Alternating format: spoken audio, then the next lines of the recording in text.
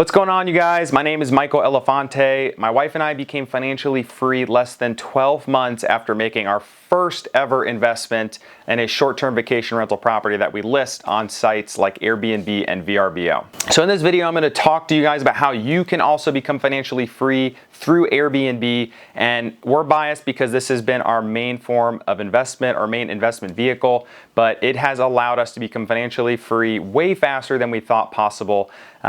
At age 27, we became financially free, and initially we had the goal of becoming financially independent within 5 to 10 years. And for those new to that term, financially free means you have enough income coming in from your investments, or you have enough money saved up to pay your monthly bills every single month in perpetuity. So think about that for a second. How much money would you need coming in every single month to where you did not have to rely on your job or whatever it is you do for work to earn a living? So how much money do you need, not just for your living expenses, but maybe your lifestyle overall, in order to leave that job and only focus on your investments, right? It's really less about money after you make the first couple investments. It becomes more about time.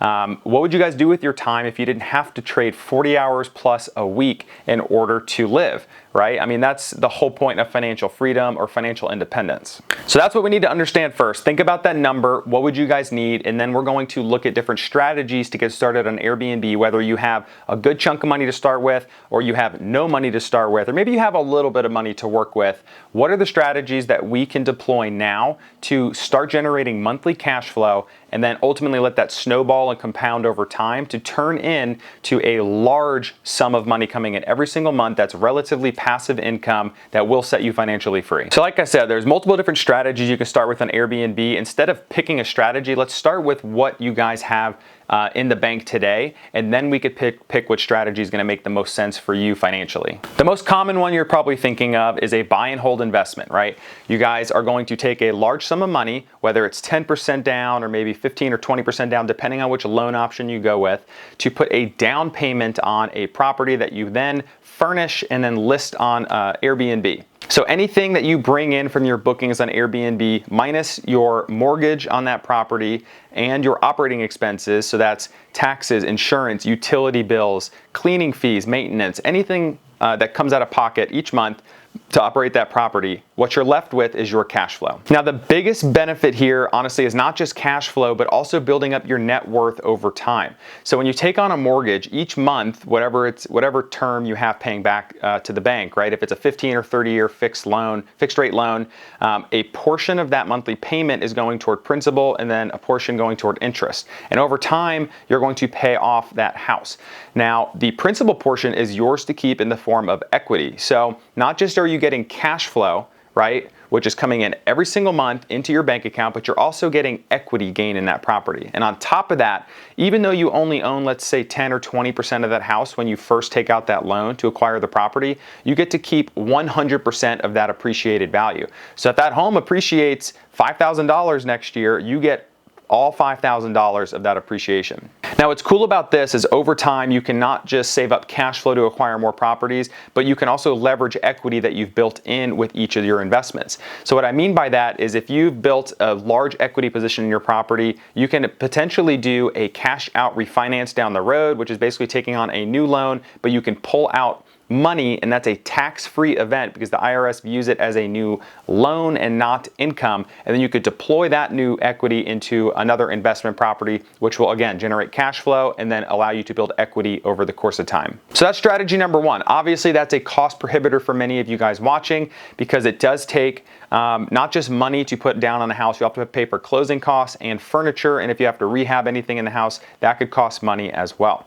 Not only that, you're going to have to qualify for that loan. So if you guys have a lower credit score, maybe not a ton of income coming in, you may not be able to qualify for the particular property that you're interested in putting on Airbnb.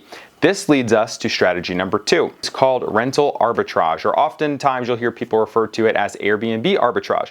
This strategy has been blown up by several content creators. One of them on YouTube, I encourage you guys to go subscribe to his channel. His name's Sean. His YouTube channel is called Airbnb Automated. And actually, I watched his channel several years ago when I was first learning about Airbnb. He puts out a lot of great free information, but he primarily focuses on rental arbitrage, which is signing a corporate lease agreement with a landlord, whether it's an apartment, condo, or house, gaining permission to furnish it and sublet it out on Airbnb. So this can be hugely beneficial because it allows you to scale much faster than buy and hold investments, because instead of saving up large chunks of money for down payments, all you have to do is pay for furniture for the property and then pay any costs associated with setting up that lease agreement, which also oftentimes is small cost. Now, there are pros and cons to rental arbitrage. The pro is that you guys can start cash flowing much quicker than you would a buy and hold investment. It's quicker to stand up. You can run a lot more lean this way, and your cash flow is very similar to a buy and hold, right? So your cash flow is going to be the revenue from your bookings on Airbnb minus your rent payment each month and your operating expenses, same as before, and what you're left with is cash flow. Now, the cool part about this with arbitrage is you can recoup the money you invested much faster, and ultimately your cash on cash return, which is your total annual cash flow divided by the total money you had to come out of pocket with to get started, is going to be much higher with rental arbitrage than it is buy and hold, because you don't have to fork up the down payment, right? Which also allows you to scale much faster. Instead of, paying $50,000 for a down payment on a property, you could get into maybe 5 different arbitrage deals and scale. Now you have 5 cash flowing properties. So things can happen really quickly.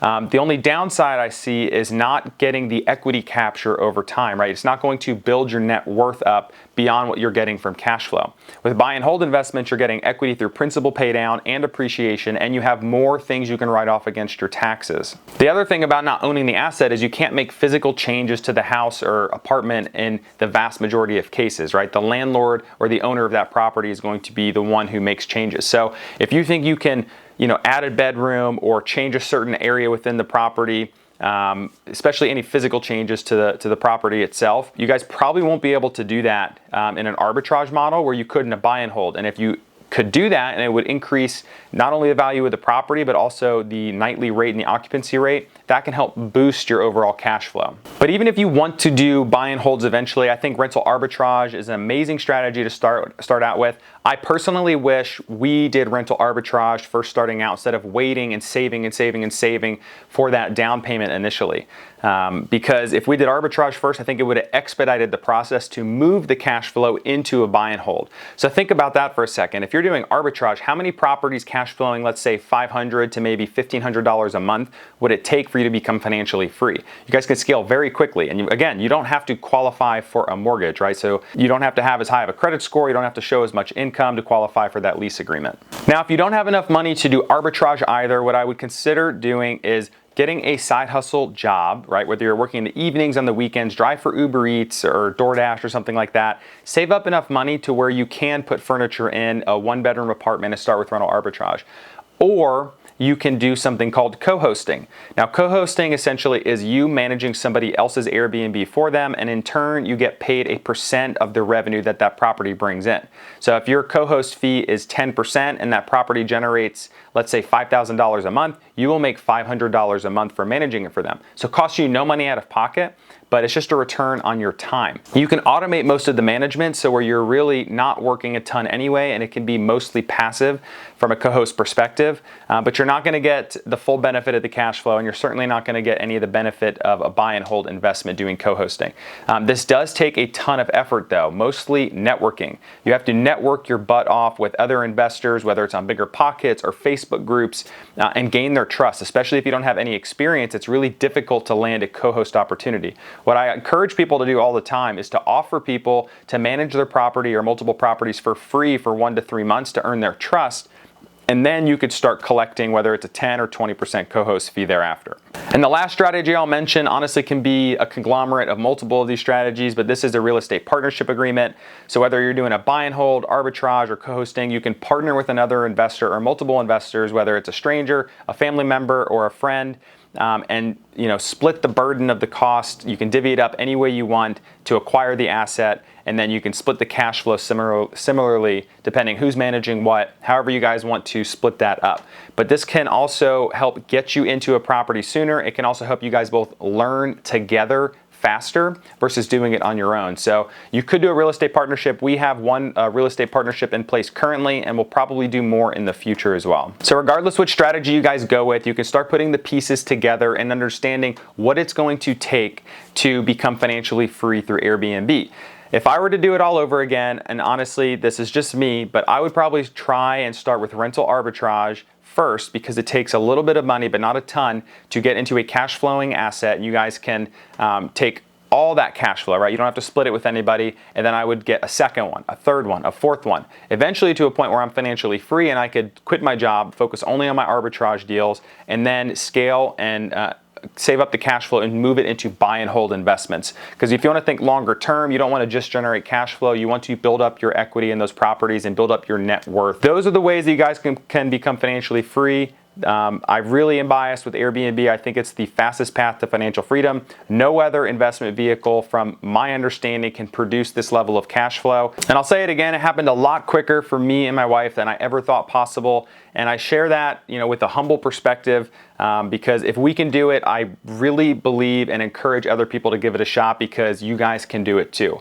If you have any questions about Airbnb, whether it's about the strategies or even managing properties, any questions that come to mind, drop them in the comments below. I'll try to answer every single one of them. Feel free to subscribe and follow along to see future content. And thanks again for watching.